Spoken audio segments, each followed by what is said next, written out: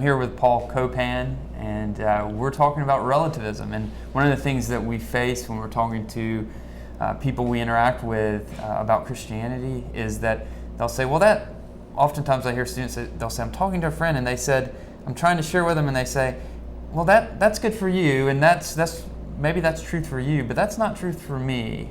How might we respond to that as Christians? Yeah, well, this view of relativism, that something can be true for one person but not for another, maybe like when in Rome, do as the Romans.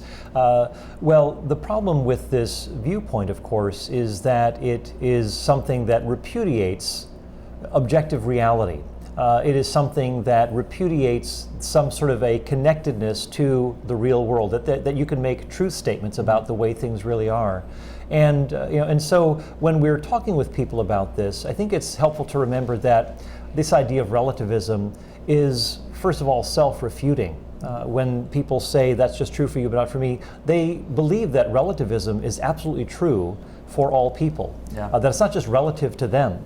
And so again, not that people who are relativists are going to be even persuaded by this, because they're not really driven by some sort of an intellectual quest for the truth. Yeah. Rather, what typically motivates the relativist is he wants to be in charge of his own life, and relativism gives some sort of a pseudo-intellectual way out of some sort of an objective reality that should guide his life to living life the way that I choose. Yeah. And that's typically what's behind it. Now, that doesn't disprove relativism to look at the motivation, but I think it's an important concern when we're actually discussing this with people, because the fact that they're motivated by this quest for autonomy should be a reminder to us that we may need to do more than just simply address the question intellectually.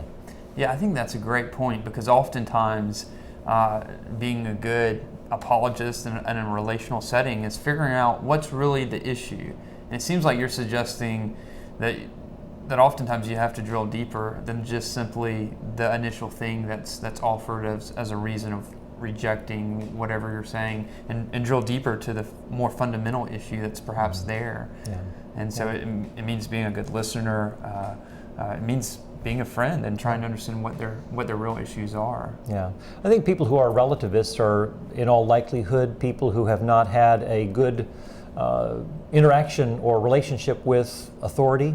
That there's something really hollow and superficial about relativism, in which and it's also something very selective as well, where people who are relativists, and there's another problem. Not only is it self-refuting, that you're basically saying that it's true that there is no truth, and the same thing.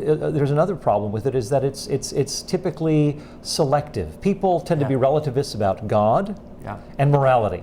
And so I think it's helpful to point out that people are not relativists when it comes to who won the Super Bowl last year, or a medicine prescription bottle, for example. Yeah. You don't say, well, this is just true for the pharmacist, but not for me. No, there is a certain selectivity that goes on, that people screen out certain things and they live by things that are true for all people at all times, and then there are other things that they become mushy on.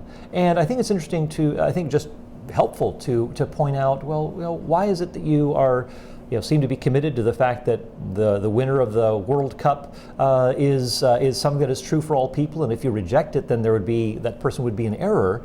On the other hand, you talk about God as though this is something that is a matter of something that can be true for one person but not for another. Either God exists or God doesn't. Either it's true or it's false. And so again, why the selectivity? I remember the story of J.P. Moreland, a Christian philosopher, who was speaking to a group of students at the University of Vermont, and one of the students he was speaking to in a dorm room setting said, well, whatever is true for you is true for you, and whatever is true for me is true for me. We just shouldn't go around forcing our views on other people. Now notice he said you shouldn't force our views on other people. Now where did that moral rule come from if everything is relative?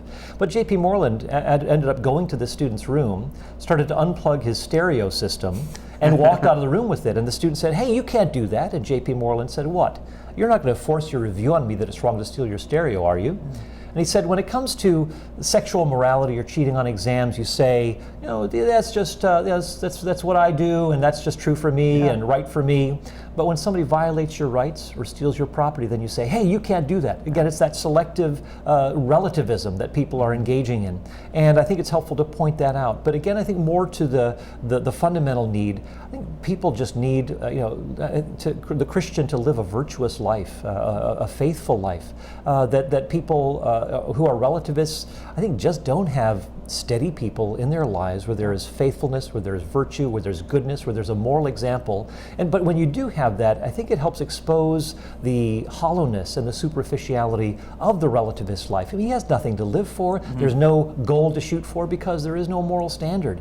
And this ends up leading to all kinds of moral confusion, all sorts of bad choices that end up really bringing harm to the person who calls himself a relativist. Yeah. And I think one of the things that sometimes this can be connected to is we have so many views. We have so many views in a Western culture, so many worldviews, so many religions, and so it seems a more humble thing to say, well, we've got so many views and they're all right, or it's all relative. And so in the next segment, we're going to talk about this. We're going to talk about religious pluralism, and we're going to talk about how we would respond to that as Christians. So tune in to the next one.